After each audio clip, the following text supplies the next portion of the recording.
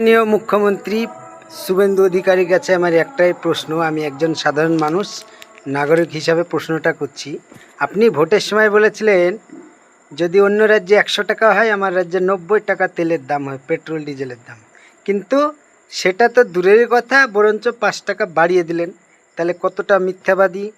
তারপরে দেখুন, যখন মমতা ব্যানার্জি বুলডোজার দিয়ে রাস্তার কিছু বস্তি ভাঙছিল, তখন উনি কী বলেছিলেন, যদি কেউ বুলডোজার দিয়ে রাস্তার দোকান বাজার ভাঙা হয় তাহলে আগে আমি যদি জানতে পারি আমি প্রতিরোধ করব, নইলে বিজেপির কর্মীরা প্রতিরোধ করবে। সেই মুখ্যমন্ত্রী আজকে কি করছে, হকার উচ্ছেদ করছে, বুলডোজার দিয়ে বাড়ি ভাঙছে, কিন্তু মুখ্যমন্ত্রী কই? উনিই বলেছিলেন। আজকে দেখুন, টিএমসি সরকারের পরাজয় হয়েছে, তাই সবাইকে চোর চোর চোর রাস্তাঘাটে। কিন্তু গোটা পশ্চিমবাংলার মানুষ টিভিতে দেখেছিলেন যে একজন মানুষ ঘুষ নিয়েছিল কাগজে মুড়ে, তার কথা কিন্তু কেউ বলে না। কারণ কি জানেন?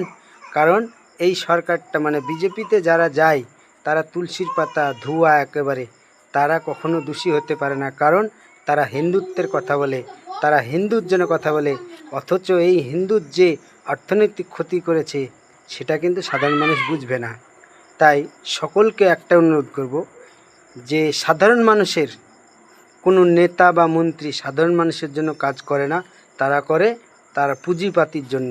না হিন্দুর করবে না মুসলমানের করবে, তারা পুঁজিপতি ছাড়া কারোর উপকার করে না।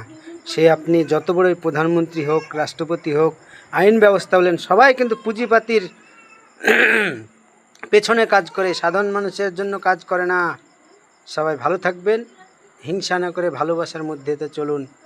কর্মটা হচ্ছে মেন ধর্ম আমাদের।